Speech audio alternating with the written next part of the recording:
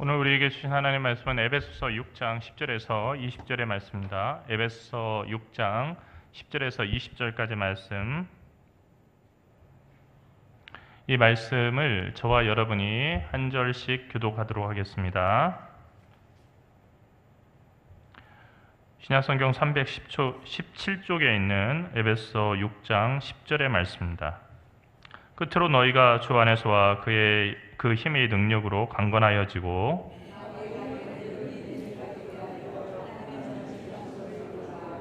우리의 씨름은 혈과 육을 상대하는 것이 아니요 통치자들과 권세들과 이 어둠의 세상 주관자들과 하늘에 있는 악의 영들을 상대함이라.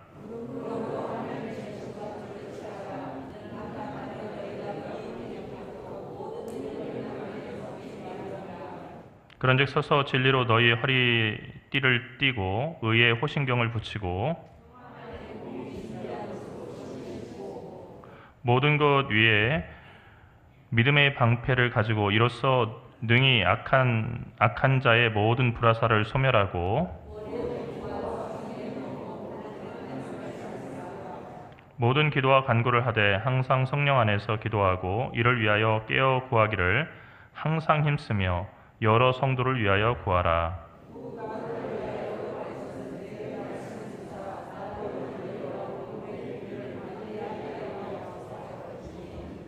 이를 위하여 내가 쇠사슬에 매인 사신이 된 것은 나로 이 일에 당연히 할 말을 담대히 하게 하려 하심이라. 아멘.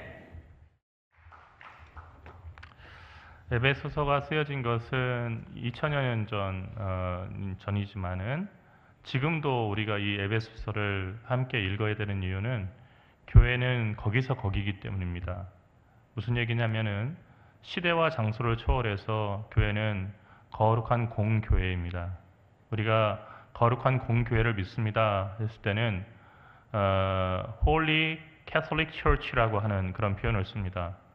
그래서 캐톨릭이라고 하는 거룩한 공교회, 캐톨릭 교회를 믿는다고 하는 것을 우리가 종교개혁을 거친 교회들이 어떻게 하냐 하는데 이것은 우리가 로마 교회를 믿는다는 것이 아니고 우주적인 그 교회를 믿는다는 거죠. 그러니까 어떤 한 지역 그리고 어떤 한 시대에 국한되어 있는 그러한 그 교회의 형태가 아니라 주님을 머리로 한 그 하나된 그 교회를 우리가 믿는다는 겁니다. 그렇기 때문에 그 교회들은 시대와 장소를 초월하고 예수 그리스도의 복음과 그리고 사도들의 가르침으로부터 배울 것이 있다는 겁니다. 12제자와 그리고 사도 바울 이후에 사도들이 더 추가적으로 나타나지 않은 것도 이미 가르침은 그 안에 다 있기 때문입니다. 오늘 말씀을 통해서 사도 바울은 끝인사를 하기 전에 항상 사도 바울은 서신 끝에 끝인사를 하면서 감사의 이야기를 하는데 그것을 하기 전에 서신을 요약하는 핵심 중의 핵심을 우리에게 이야기하고 있습니다. 그 핵심은 세 가지로 요약할 수 있는데 첫 번째, 주 안에서와 그 힘으로 강건해져라. 두 번째, 하나님의 전신갑주를 입으라. 세 번째, 성령 안에서 기도하라는 겁니다. 그 동사로만 얘기한다면 강건해져라, 그리고 입어라, 그리고 기도하라 하는 겁니다. 강건해지고 입고 그리고 기도하라. 이 세 가지를 강조하고 있는 거죠. 첫 번째로 사도 바울은 주 안에서와 그 힘의 능력으로 강건해져라 라고 얘기하고 있습니다. 그냥 강건해져라 라고 얘기하면 될 텐데 주 안에서 강건해지고 주의 강함의 능력 안에서 강건해져라 라고 길게 얘기하고 있습니다. 왜 그러냐면 그리스도인들은 홀로 강건해질 수 없는 존재입니다. 그리스도인들은 언제 강인해지냐면 주님 안에 있을 때 강인해집니다. 주님 안에 있는 그 사람보다 더 두려워할 사람은 없습니다. 여러분, 주님 바깥에 있는 한 나라보다도 주님 안에 있는 한 사람이 훨씬 더 강하다는 것이 역사적으로 성경을 통해서 그리고 역사를 통해서 우리가 목격하고 그리고 우리가 전해 들은 이야기며 지금도 일어나고 있는 일입니다. 그리스도인들은 주님 안에 있을 때 가장 강해지고 주님을 떠나는 순간 가장 약해집니다. 그리스도인의 힘은 별도의 힘이 아니라 주님의 강한 능력에서 나오는 힘이기 때문입니다. 여러분, 우리가 예수 사랑하심을이라고 하는 그 노래 보면 예수 사랑하심은 성경에 써 있네라고 하는 그 노래의 그 가사 가운데 우리들은 약하나 예수 권세 강하다라고 하는 그 가사가 있습니다.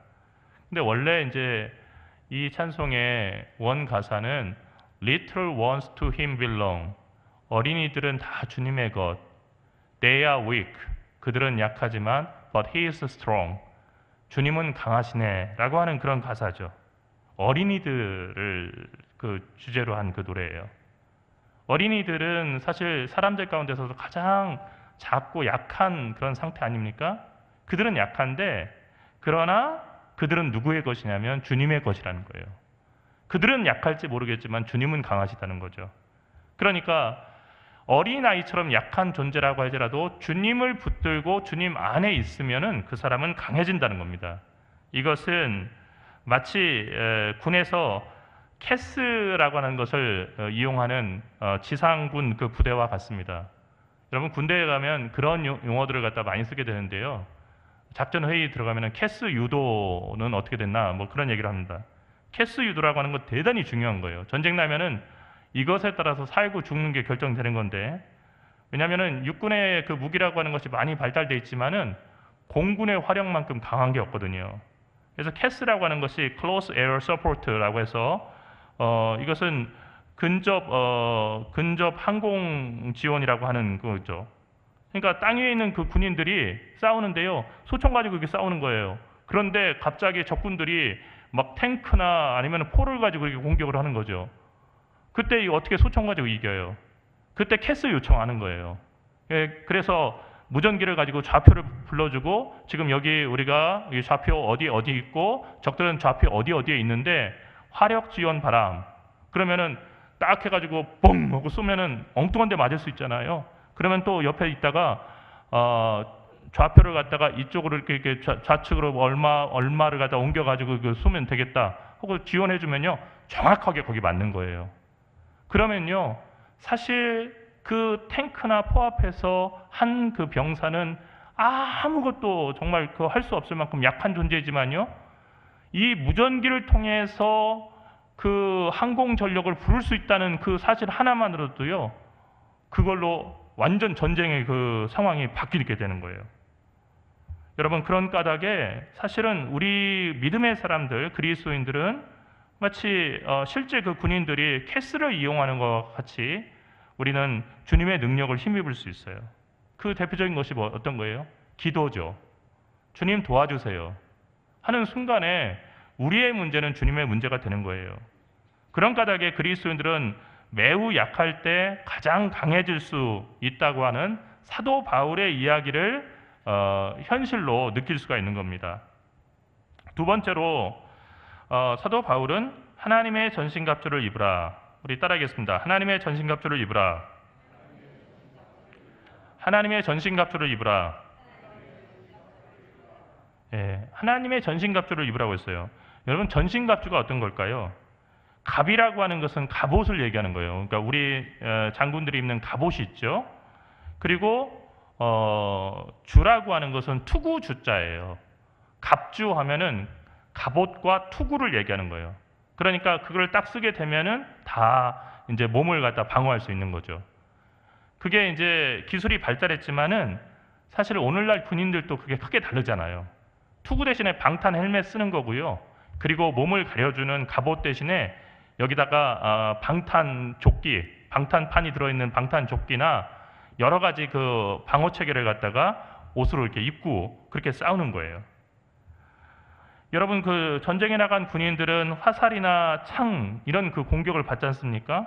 그런데 이런 화살이나 창이 공격해도 상처를 입지 않도록 그 군인을 보호해 주는 것이 바로 전신갑주입니다. 그런데 바울은 에베소 교인들에게 전신갑주를 입으라고 했어요. 여러분 왜 하나님의 전신갑주일까? 우리가 이렇게 보면은 사도 바울이 사실 평화를 얘기하지만요 막 군대 얘기처럼 이 사도 바울이 많이 얘기한 그 이야기가 없어요. 모범적인 그리스도인들을 갖다 얘기할 때는 그리스도의 병사라고 얘기했고요. 그리고 오늘 이 전신갑주뿐만이 아니고 여러 군데에서 정말 그 군인과 그리고 군대에 관해서 얘기하면서 우리가 그렇게 돼야 된다라고 얘기했어요. 왜 그랬을까? 첫 번째 그 배경은요. 에베소서는 에페소스라고 하는 지역, 지금의 터키 지역에 있는 그 지역의 그 도시에 있는 그리스도인들에게 보내는 편지였는데, 이 에페소스에는 로마군의 갑옷을 만드는 많은 장인들이 있었어요. 그래서 이 중세 때까지도 갑옷 만드는 장인들이 이 에페소스 지역에 많이 있었습니다. 시민들은 매일같이 다니는 로마 군인들이 입은 그 갑옷을 볼 수가 있었습니다.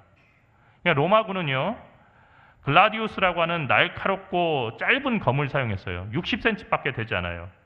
여러분, 우리나라에서 이렇게 쓰는 옛날 그 사극 같은 데 나오는 그 검들이 상당히 길죠. 우리나라 검은 사실은 짧아요. 일본 검에 비해서. 일본은 긴 검을 썼어요. 그래서 손잡이하고 합치면 120cm 이상이 돼요. 근데 로마군들은요 60cm 칼을 썼어요. 전장에서 이렇게 볼 때는요 칼이 길수록 유리할 거 아니에요? 멀리 가지 않고도 찌를 수 있으니까. 그런데 칼이 그렇게 짧았어요. 칼 만드는 그 기술이 없어서가 아니고 정말 좋은 칼이었어요. 그런데 어떻게 이길 수 있었나? 로마군은 진을 편성해서 싸운 최초의 군대예요. 그러니까 군인들이 그 줄을 맞춰가지고 온 몸을 다 방패로 위도 옆도 뒤도 다 가려버리고요. 그 상태에서 천천히 전진했어요. 그러면서 싸웠어요. 그리고 적군들이 몰려오면은 방패와 방패 사이로 창으로 찌르든지 아니면 그 짧은 칼이지만은 앞에 오는 사람만 찌르면 되니까 그렇게 길 필요가 없었어요. 그래서 이것을 갖다가 테스투도라고 이렇게 하는데, 테스투도 대형이라고 하는데 이 거북 대형이에요. 거북이처럼 되게 느리게 가지만 그 방패로 다 가리기 때문에 화살이 뭐 쏟아지고, 그리고 적들이 창을 던져도 잘만 붙어 있으면은, 촘촘하게 붙어 있으면은 잘 견뎌낼 수가 있었어요. 이 짧은 검으로 로마는 세계를 지배했죠. 하지만 바울은 로마군의 갑옷을 입으라고 하는 의미에서 전신갑주를 입으라고 한 건 아니에요. 왜 전신갑주를 입으라고 했나? 그것도 하나님의 전신갑주를 왜 입으라고 했나? 세 가지 이유가 있어요. 첫 번째로 우리가 싸우는 것, 그리스도인들이 싸우는 것은 마귀이기 때문이에요. 마귀의 관계를 능히 대적하기 위해서는 하나님의 전신갑주로 무장해야 한다 하는 것이 첫 번째 이유였어요. 마귀는 눈에 보이지 않죠. 하지만 영적으로 강력한 그런 적이에요. 그 적과 싸우기 위해서는 마치 전쟁터에 나가는 그 군인이 화살과 창을 견딜 수 있는 갑옷을 입는 것처럼 우리도 갑옷을 입어야 한다는 거예요. 두 번째로 우리의 씨름은 혈과 육을 상대하는 것이 아니라 통치자들과 권세들과 이 어둠의 세상 주관자들과 하늘에 있는 악의 영들을 상대하는 씨름이기 때문이다 얘기했어요. 통치자들, 권세들, 이것을 갖다 정치인들이라고 생각하면 안 돼요. 왕 그런 얘기하는 거 아니에요. 통치자들과 권세들, 이 세상을 통치하는 그것은 이 세상을 통치하는 영들이 있다고 봤어요. 그런데 이 세상은 악한 그 영들에 의해서 통치되고 움직여지는 것처럼 보이기 때문에 사실은 그렇지 않지만 그 통치자들과 권세들, 악의 권세들, 어둠의 세상 주관자들, 하늘에 있는 악한 영들, 이렇게 다 나열을 한 거예요. 이 영들과 싸워야 하기 때문에 세상의 갑옷이 아니라 하나님의 전신갑주 입으라는 거예요. 마지막으로 악한 날에 우리가 능히 대적하고 모든 일을 행한 후에 살아남아서 우뚝 서기 위해서 갑옷을 입으라는 얘기예요. 무슨 얘기예요? 전쟁터에 나갔어요. 근데 여러분, 검을 가지고 싸우면요, 검도에서도 항상 무슨 얘기를 하냐면 항상 깨끗하게 죽을 준비를 하라고 이렇게 얘기를 해요. 왜요? 나만 유능하고 나만 칼을 잘 써가지고 항상 베고 나는 한 번도 안 베고 이런 거 없어요. 그러니까 검사들의 손에는 항상 이렇게 칼로 베어진 자국이 있을 수밖에 없는 거예요. 그러다 또 죽을 수도 있는 거예요. 그러니까 그런 그 가운데서 검으로 싸우는 거죠. 그러니까 이렇게 항상 영적인 싸움을 하려면 우리가 수많은 상처를 입어야 하기 때문에 하나님께서 주시는 전신갑주로 무장을 해야만이 우리가 견딜 수 있다는 거예요. 그래서 꼭 하나님의 전신갑주를 입으라는 얘기입니다. 그러면 여러분, 하나님의 전신갑주가 어떤 거예요? 여기에 여러 요소들이 있어요. 첫 번째는 뭡니까? 말씀을 한번 보면서 여러분들 한번 찾아보세요. 첫 번째는 뭐예요? 전신갑주요? 예? 이거 퀴즈에 안 난다고 에베소서는 안 난다고 모르시는 거예요? 네, 어떤 거죠? 진리의 허리띠예요. 진리의 허리띠. 근데 허리띠가 왜 가장 먼저 나올까? 여러분, 칼을 써보면 알아요. 허리가 가장 취약한 거예요. 가장 길죠. 그리고 손을 갖다 치우거나 칼을 들고 있으면 양쪽에 싹 비는 거예요. 그래서 우리나라 그 장수들이 입은 갑옷에도 갑옷 위에 허리에다가 띠는 띠가 따로 있어요. 두툼하게 이렇게 딱 두르던 그 띠가 있어요. 이순신 장군도 이렇게 보면은 있고, 또 외국에 있는 그 갑옷들도 역시 허리를 많이 보호해요. 그런데 진리의 허리띠라고 하는 것은 말씀의 진리로 허리를 띠라는 거예요. 적들의 화살, 악한 그 적들과 마귀들과 싸울 때, 그 마귀와 싸울 때 적들의 칼과 화살을 피할 능력은 어디서 나오냐면 하나님의 말씀의 진리에서 나온다는 거예요. 진리의 말씀이 우리의 허리를 보호해 준다는 거예요. 여러분, 허리가 베어진다고 한다면 그 군인이 어떻게 더 싸울 수 있겠어요? 못 싸우는 거예요. 치명타예요. 허리를 갖다 다치게 되면은 그 군인은 이미 죽은 거예요.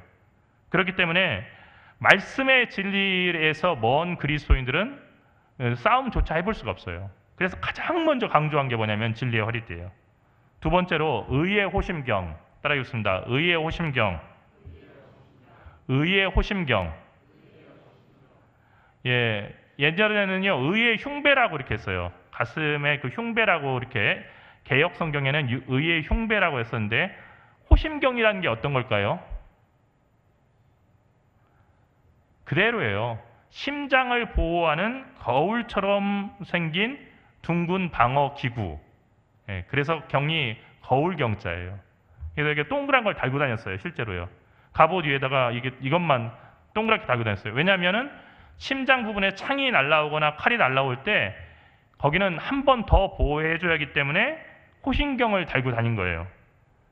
이런 그 호신경처럼 항상 우리가 믿음의 싸움을 싸우려고 할 때 우리가 취약해지는 부분이 있어요. 그것은 어떤 거냐면 우리들의 죄 때문에 심장이 그 상징하듯이 우리들의 마음 속에서 너가 무슨 하나님의 자녀야? 너가 그런 많은 죄가 있는데 내가 어떻게 이길 수 있어? 라고 우리 자신을 갖다가 시험하고 또 우리를 갖다 위협하는 그런 우리 내면의 소리, 마귀의 그 유혹들을 들을 때 우리는 어떻게 지킬 수 있는가? 그것은 하나님의 의를 힘입으라는 거예요.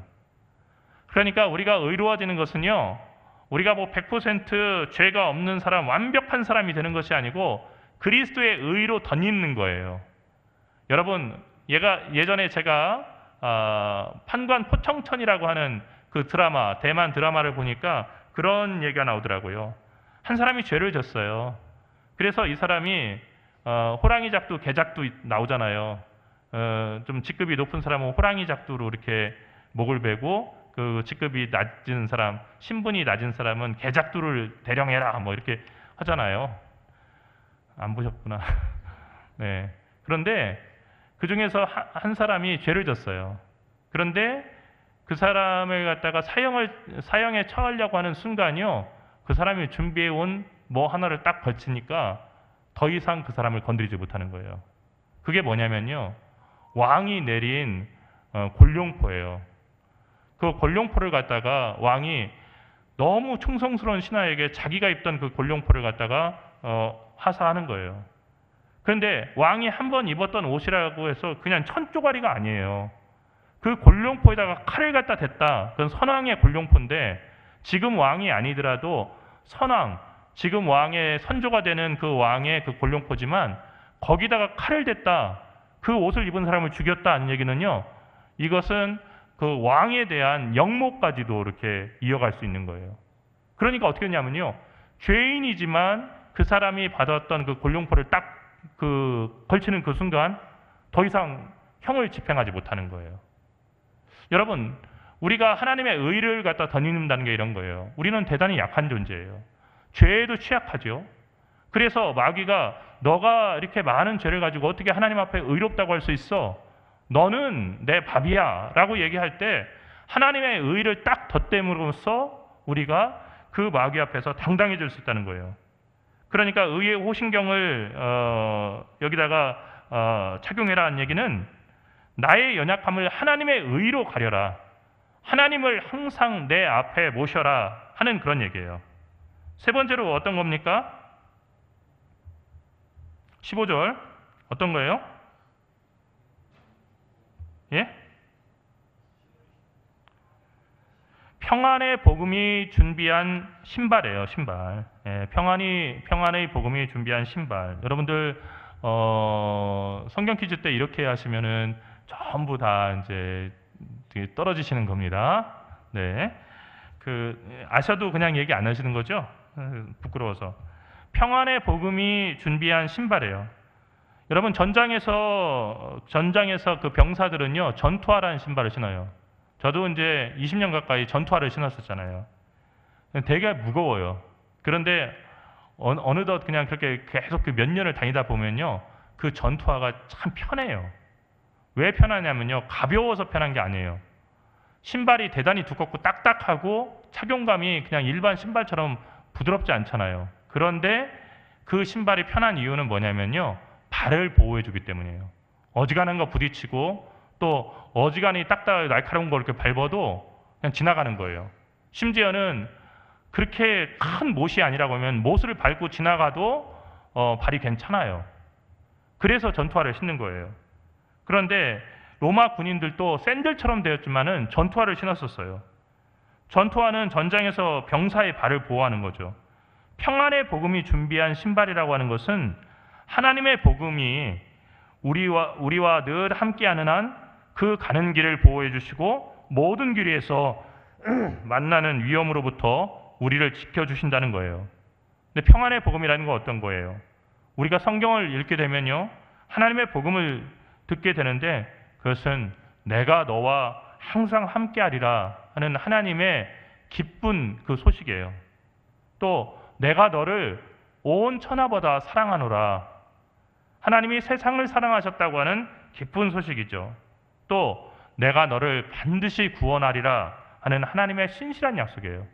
이 모든 소식은 굿뉴스, 기쁜 소식, 복음이에요. 이 복음이 늘 우리 가운데 있으면요 그러면 우리가 어떤 험한 길을 가더라도 그 길에서 결코 넘어지거나 발이 다치지 않아요. 계속해서 그 길을 갈 수 있는 거예요.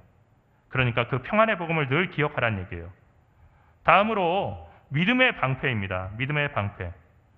예, 로마 군인들은 앞서서 얘기했지만 테스투도라고 하는 그 전술을 갖다가 취할 때 그때 꼭 필요한 방패가 있었는데 빨간색으로 돼가지고 정말로 온 몸을 다 보호할 수 있는 스쿠툼이라고 하는 커다란 방패를 항상 들고 다녔어요. 그러니까 온 몸을 다 가리는 거예요. 그러니까 믿음의 방패라고 하는 것은 악한 자의 모든 불화살을 소멸한대요. 그러니까 마귀가 우리를 갖다가 공격할 때 믿음을 우리가 가지고 있고 주님이 나를 보호하시고 지켜주신다는 그 믿음이 있으면은 그 믿음 때문에 마귀와 악한 자들의 모든 공격으로부터 우리가 담대할 수 있고 또 우리가 어느 곳도 상하지 않고 이기게 하시는 주의 능력을 경험한다는 거예요. 다섯 번째로 이제 거의 끝이 왔는데 어떤 겁니까? 구원의 투구예요. 구원의 투구. 구원의 투구를 신약성경은 헬라어로 되어 있지만은 히브리어로 하면은 코바 예슈아예요. 코바 예슈아. 예슈아라고 하는 것은 여호수아와 같은 이름이고 예수님의 이름이에요. 사실 예수라고 하는 이름은 여호수아예요. 호세아라고도 불러요. 그러니까 호세아, 여호수아는 같은 이름이고요. 예수라고 하는 이름은 여호수아를 갖다가 헬라어로 그렇게 부른 거예요. 마치 우리나라 사람들이 미국에 가서 우리 이름이 있지만은 그 이름을 갖다가 이렇게 부르는 것처럼 그 표기를 그렇게 해놓은 거예요. 그러니까 코바 예슈아라고 하는 것이 구원의 투구인데 그 뜻은 하나님께서 구원하신다고 하는 뜻이 이 예수라고 하는 말, 여호수아라고 하는 말에 있어요. 구원의 투구를 쓴다고 하는 것은 예수님의 투구를 쓴다는 뜻도 되고요. 또 하나님께서 구원하신다는 것을 믿고 전적으로 의지한다는 것을 의미하기도 하는 거예요. 하나님께서 우리를 구원하신다는 것을 잊어버릴 때 우리는 약해지는 거예요. 그리고 두려워지는 거예요. 무너지는 거예요. 항상 머릿속에서 하나님이 나를 구원하시는구나 이것을 기억하고 그것을 생각하는 사람은 어디서든지 담대할 수 있고 승리할 수 있다는 거예요. 그리고 마지막 전신갑주의 무기는 어떤 겁니까? 네? 성령의 검이죠. 그런데 그것을 곧 뭐라고 했어요? 하나님의 말씀. 성령의 검이 하나님의 말씀이래요. 지금까지 모든 갑주로 나열된 것들은 다 방어 무기예요. 그러니까 적들이 공격할 때 나를 보호하기 위한 거죠. 하지만 성령의 검은 유일하게요 공격 무기예요. 마귀와 싸워 이기기 위해서는 방어만 해서는 안 되겠죠. 그런데 마귀에게 치명타를 입힐 모든 무기가 우리 그리스도인들에게는 이미 다 주어져 있다는 거예요. 그게 뭐냐면 성령의 검이라는 거예요. 어떤 사람은 하나님의 말씀도 참 중요하지만 말씀보다는 기도가 더 중요한 무기가 아니겠습니까? 이렇게 생각하는 분도 있을 수 있어요.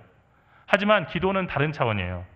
기도는 말씀의 검까지 다 지닌 사람이 투입되는 실제 전투예요. 그러니까 기도가 무기가 아니고요. 기도는 그렇게 말씀으로 무장된 사람이 실제로 나가서 싸우는 전투예요. 그러니까 여태까지 이 모든 무기를 갖다가 갖추게 한 것은 다시 말하면은 기도하기 위해서 이것을 갖추라는 거예요. 그 기도라고 하는 영적인 전투를 하기 위해서 필요한 것이 지금까지 말한 전신갑주 전체라는 거죠. 성령은 성경의 말씀을 우리가 읽을 때 우리에게 살아있는 능력으로 다가오는 거예요. 성령께서 늘 우리 마음 가운데 계신다고 하지만 성경을 읽지 않는 사람은 성령의 능력을 결코 체험할 수가 없어요. 하나님은 늘 마음에 계시고 얘기하지만요. 성경 읽지 않으면 어떻게 되냐면요. 항상 우리는 우리의 생각대로 우리 생각에 빠져서 두려워하고요. 그리고 우리 생각에 빠져서 인간적인 방법으로 모든 것을 해결하려고 하는 거예요. 그때 우리는 반드시 100% 패하는 거예요. 어느 때 이깁니까? 우리는 주님의 능력으로 주님의 방법으로 그리고 주님의 뜻대로 전신갑주로 입고 전투할 준비가 되어 있고 그리고 명령에 따라서 앞으로 돌격할 때 이길 수가 있는 거예요. 자, 이렇게 전신갑주를 입은 사람의 마지막 싸움이 뭐냐면요. 기도예요. 그래서 11절에 가서 모든 기도와 간구를 하되 항상 성령 안에서 기도하고 하는 이야기를 비로소 한 거예요. 언뜻 생각하면요. 기도가 정말 중요하니까 기도만 해라, 기도 많이 해라 얘기만 하면 될 것 같아요. 성경 안 읽고 성령의 체험함이 없이 기도하면 어떻게 되는 줄 아십니까? 그러면요. 교만함에 빠져요. 그리고 잘못된 것을 구하게 돼요. 하나님의 뜻과는 상관없는 것을 자기 혼자 막 중언부언하고요. 나는 기도 하루에 몇 시간 하는 사람이다. 이것을 자랑하게 되는 거예요. 성경의 말씀이 우리 마음 가운데 충만할 때 비로소 하나님 마음에 합당하는 것을 구하게 되고요. 구하지 말아야 할 것을 삼가할 줄 아는 그런 영적인 분별이 생기는 거예요. 그래서 성경 먼저 읽으란 얘기예요. 그리고 나서 성경이 마음에 흘러 넘칠 때 그때 기도의 전투의 현장으로 나가란 얘기죠. 그런데 오늘 이 기도의 기도를 강조하면서 사도 바울은 모든 기도와 간구를 하되 항상 성령 안에서 기도하고 이를 위하여 깨어 구하기를 항상 힘쓰며 라고 얘기해 놓은 다음에 여러 성도를 위하여 구하라 라고 얘기했어요. 그러니까 혼자 자신만을 위해서 기도하는 것이 아니라 다른 성도들을 위해서 기도하라는 거예요. 왜요? 우리가 함께 영적인 싸움을 할 때는요. 서로가 서로를 보호해 줘야 돼요. 그러면서 영적인 싸움에 이기는 거예요. 혼자 집에서 성경 읽고 기도하면 신앙생활 될 텐데 굳이 교회 나올 필요 있을까요? 이런 질문들을 갖는 분들이 많아요. 특별히 코로나 이후에 그런 질문을 갖는 그리스도인들이 많아지면서 뭐 예배 시간에 방송 들으면 되는 거지 뭐 내가 굳이 교회 나가서 헌금하고 그럴 필요가 있을까? 그리고 보기 싫은 사람들 만나서 갈등할 필요 있을까? 근데 그게 아니에요. 하나님은 교회라고 하는 온전한 몸, 그리스도의 그 지체된 공동체 가운데 임하셔서 성령으로 역사하시는 그런 하나님이세요. 우리가 혼자 신앙생활을 할 수 있다고 생각하지만 그것은 여러 가지로 오판이에요. 그렇게 할 수가 없어요. 우리는 예쁘거나 믿거나 우리가 교회 안에서 만나는 또 다른 지체를 통해서 하나님을 사랑하고 이웃을 사랑할 수 있는 구체적인 기회를 얻게 되고요. 그리고 그들을 위해서 기도하는 가운데 우리가 다듬어지는 거예요. 두 번째 기도하라고 하는 것은 복음의 비밀을 맡은 자를 위해서 간구하라고 했어요. 복음의 비밀을 맡은 자는 여기서는 사도 바울이에요. 그런데 사실 이것은 모든 설교자들 그리고 목회자들을 위한 그 기도예요. 복음의 비밀을 맡은 자를 위해서 간구하라 하는 것은 어떤 거냐면요. 담대히 복음의 비밀을 알리게 하옵소서라고 기도하라고 했어요. 두려워하지 말고 정말로 주님 뜻 안에서 복음을 목숨을 걸고 전할 수 있게, 누구를 두려워하고 누구를 눈치를 보면서 이야기를 할까 말까 하지 않도록 그렇게 해야 돼요. 목회자가 사람 눈치 보면서 이거 이야기하면 좋아할 텐데 싫어할 텐데 하고 누가 설교 시간에 한마디 한 거 가지고서 이걸 이렇고 저렇고 하는 그 이야기에 신경 쓰기 시작하면요. 그 다음부터 그 목회자는 하나님이 아니라 사람을 섬기는 사람이에요. 그 다음에는 어떻게 되냐면요. 사람들 귀에 듣기 좋은 얘기만 하는 거예요. 그 이야기는 당장엔 달콤할지 모르겠지만 절대 하나님의 말씀이 아니에요. 그래서 결국은 어떻게 되냐면요. 그 설교에 중독되는 사람들을 전부 다 죽이는 거예요. 영적으로요. 다음으로 보면 옥에 갇히고 쇠사슬에 매여 있어도 당연히 할 말을 하는 담대한 주의 사자가 되게 해달라고 그렇게 기도하라고 얘기를 했어요. 사실 20절의 말씀을 보면 이 일을 위해서, 그러니까 복음의 비밀을 담대히 알리는 그 일을 위해서 내가 사도 바울이 쇠사슬에 매인 사신이 된 것, 이렇게 얘기를 하고 있어요. 그 이유는 나로 이 일에 당연히 할 말을 담대히 하게 하려 하심이라. 여러분, 이것이 왜 중요합니까? 설교자들은 말씀의 대언자, 하나님의 말씀의 대언자이자 말씀의 공급자이기 때문이에요. 그러니까 마귀가 걸려 넘어지게 하고 그리고 마귀가 치명타를 입힐 수 있는 가장 큰 힘, 한 교회를 넘어뜨리려고 하면 어떻게 되냐면요. 그러면 목사 넘어뜨리면 되는 거예요. 그러면 그 목사가 낭망하거나 아니면 목사가 지쳐버리거나 아니면 목사가 영적으로 게을러지거나 딱 해버리면요. 나머지 사람들은 그냥 거저 먹는 거예요. 오늘날도 역시 마찬가지예요. 그래서 성도들에게 옥에 갇혀있는 나를 위해서 기도하십시오. 그래서 내가 담대히 하나님 말씀 전할 수 있게 그렇게 기도해달라고 사도 바울이 얘기한 겁니다. 사랑하는 성도 여러분, 오늘 사도 바울의 이야기는 에베소 교인들에게만 주는 얘기가 아닙니다. 우리는 주 안에서 그리고 주님의 힘의 능력으로 날마다 강건해져야 합니다. 또한 우리는 하나님의 전신갑주를 우리 믿음의 싸움 그리고 영적인 싸움이 끝날 때까지 항상 착용해야 합니다. 마지막으로 우리는 성령 안에서 서로를 위해서 기도하고 또한 복음의 비밀을 맡은 자, 주의 종들을 위해서 항상 깨어서 기도하는 교회가 되어야 됩니다. 그때 우리는 우리 앞에 놓여져 있는 험한 믿음의 싸움, 영적인 전투에서 승리할 수 있게 될 것입니다. 사랑하는 주님께서 오늘 이 시간 여러분의 마음 가운데 성령으로 함께 하셔서 이 말씀이 여러분 가운데 삶으로 이어질 수 있기를 간절히 바랍니다. 그래서 기도의 전투에서 싸우지 않고 이길 수 있는 그런 영적인 군대, 그리고 싸우면 반드시 이기는 영적인 군대로 우리 동광교회를 세워주시기를 간절히 축원합니다. 기도하겠습니다. 살아계신 하나님, 은혜와 사랑을 감사합니다. 하나님의 말씀 가운데서 저희가 강건해지게 인도하여 주시옵시고 또 전신갑주를 입고 믿음의 싸움을 싸우기 위해 준비하게 인도하였으며 성령 안에서 무시로 서로를 위해서 기도하고 그리고 복음의 비밀 맡은 자를 위해서 기도함으로 우리 교회가 더욱더 견고한 그리스도의 성이 될 수 있도록 인도하여 주시옵소서. 주님, 오늘 또 우리는 수많은 영적인 전투를 하고 있는데 우리가 게을러져서 또 영적으로 그 영안이 어두워져서 그 싸움을 제대로 싸우지 못하고 패배하고 있지는 않은지 우리 자신을 되돌아봅니다.